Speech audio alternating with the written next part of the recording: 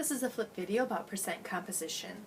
So percent composition basically, if we look at the word percentage and what that means, and the word composition, and we just kind of think about those everyday words, then what does it mean for us in chemistry? Well, it's very simple. What we're looking at is we're looking at a compound, and we're looking to see what each element makes up in that compound. So the composition of a compound, and we just want to calculate it in a percentage. So out of a whole, meaning 100. That's all we're doing, okay? So some good things to remember are that compounds have a definite composition and ratio. Definite meaning it's always the same ratio. So for example, if you have water, water is always 2 hydrogens and 1 oxygen.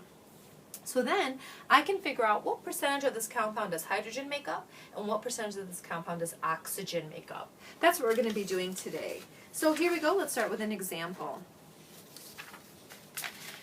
I have NH3, known as ammonia, or nitrogen trihydride, but the more common name is ammonia. And let's say I want to know what percentage of NH3 does the hydrogen make up and does the nitrogen. Okay, so some good thing to start with is you first want to start with the total molar mass of the entire compound. So the total molar mass of NH3. So we're bringing back some old stuff. So we have nitrogen and we have hydrogen. And I have 1 atom of nitrogen and 3 atoms of hydrogen. And let's multiply that by the mass. So this is a good time to pull out your periodic tables and your calculators to check and see. If I look on the periodic table, nitrogen's mass is 14.00 grams. And if I look at hydrogen, it's 1.008 grams. Okay? Do a little bit of math and some sig figs. So 14 times 1 is 14.00 grams, 4 sig figs here. We don't look at these numbers because they're counted numbers. And then 3 times 1.008, pull out your calculator and do that. It's 3.024. Let's make sure we have the same sig figs. 1, 2, 3, 4. 1, 2, 3, 4 grams. And then we add these up. So let's take a second and add these up right now. And we get 0.0247 grams. Okay, and then now let's make sure we've added them to the correct place value.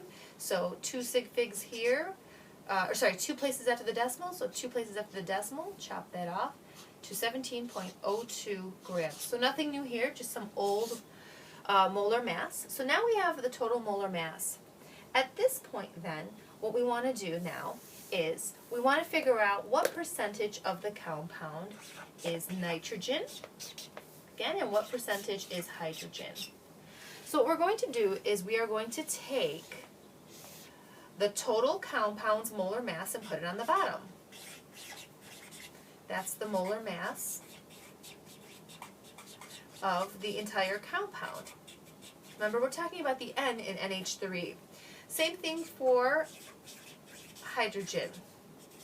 That's the molar mass of NH3. We're talking about the H in NH3.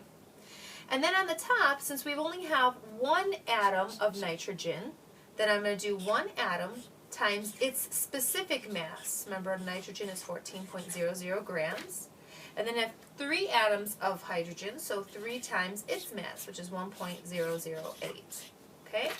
Now, when I go to do sig figs, remember I'm just multiplying and dividing, so I've got 1, 2, 3, 4, 1, 2, 3, 4. So this final answer needs 4 sig figs. And then over here I have 1, 2, 3, 4, 1, 2, 3, 4. So remember, that's a counted number, so we don't look there for sig figs. So go ahead in your calculator right now, take a second, pause the video, and calculate these and get a number. Okay?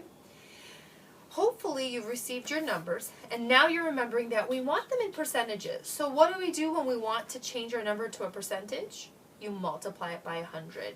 So multiply your numbers by 100. Take a second and do that right now, and those are your final answers. Don't forget, 100 is not used for sig figs. The 100 is not used for sig figs. So my answer should have 4 sig figs, and this answer should also have 4 sig figs. Take a second and calculate that. Okay? Great. Let's look at another example.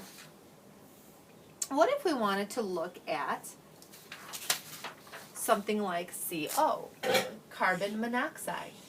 And I wanted to know what's the percent composition of carbon and oxygen. again, all I'm going to do first is to calculate the molar mass. So the molar mass of carbon, I have one atom, is 12.01 grams from the periodic table. The molar mass of oxygen, I have one atom, is 16.00 grams. Okay, good. I'm going to add these two up.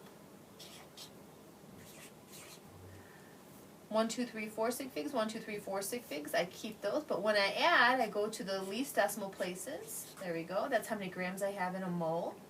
Okay, and now all I have to do then is take carbon's individual mass. So for carbon, I've got one atom of carbon times its mass divided by the total, multiply by 100, get a number, 4 sig figs, right? 4 sig figs here, 4 sig figs here. Then I'm going to do the same thing for oxygen. So for oxygen, I've got one atom of oxygen times its mass divided by the total molar mass times it by 100. Okay? There you go. That's how you do percent composition.